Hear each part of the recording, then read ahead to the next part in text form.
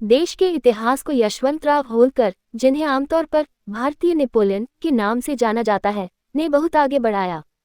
लेकिन ऐतिहासिक घटनाओं, दृष्टिकोण पर असहमति और धर्मनिरपेक्ष दुनिया के प्रति शत्रुता के कारण इस महत्वपूर्ण आंकड़े को अभिलेखागार में नजरअंदाज कर दिया गया। जब यशवंतराव अंग्रेजों के खिलाफ लड़ने वाले और व्यवस्था को उलटने वाले बहादुर सेनापति थे, तो विदेशी शासकों की गुलामी में शामिल होने की प्रथा थी। वह न केवल एक कुशल तलवारबाज था बल्कि एक कुशल प्रशासक और कूटनीतिज्ञ भी था। हालांकि उन्होंने अपने जीवन में एक गलती की, जब अपनी निष्ठा की मान्यता में उन्होंने मालवा की आधिकारिक सूबेदारी प्राप्त करने की आशा की। इसके बजाय उन्हें अपमान और नफरत मिली, जिसके कारण उनके सपनों के साथ साथ उनका जीवन भी नष्ट हो गया। दरअसल यह न तो महान मराठा योद्धा यशवंतराव होलकर की जीवनी है और न ही उनका इतिहास।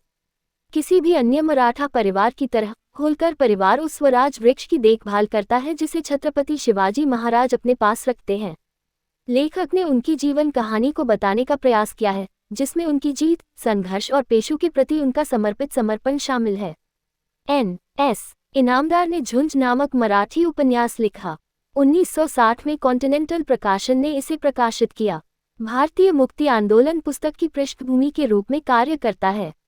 यह अपनी आज़ादी की लड़ाई में लगे युवाओं के एक समूह की कहानी बताती है। पूरी किताब में राष्ट्रवाद, बलिदान और देशभक्ति के विषयों का पता लगाया गया है। पुस्तक में 3 खंड हैं।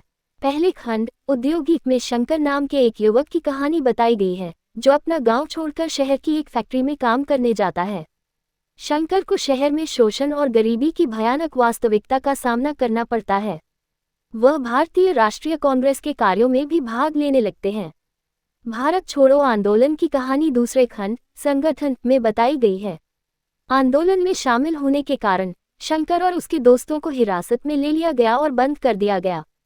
वे भारतीय मुक्ति आंदोलन के इतिहास और कैद के दौरान उनके पूर्वजों द्वारा किए गए बलिदान का अध्ययन करते हैं।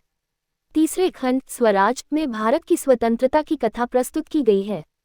जैसे ही शंकर और उसके साथियों को जेल से रिहा किया गया, वे एक नए देश की स्थापना पर खुशी मनाते हैं। पुस्तक भारत के भविष्य के लिए आशावाद और आशा के संदेश के साथ समाप्त होती है।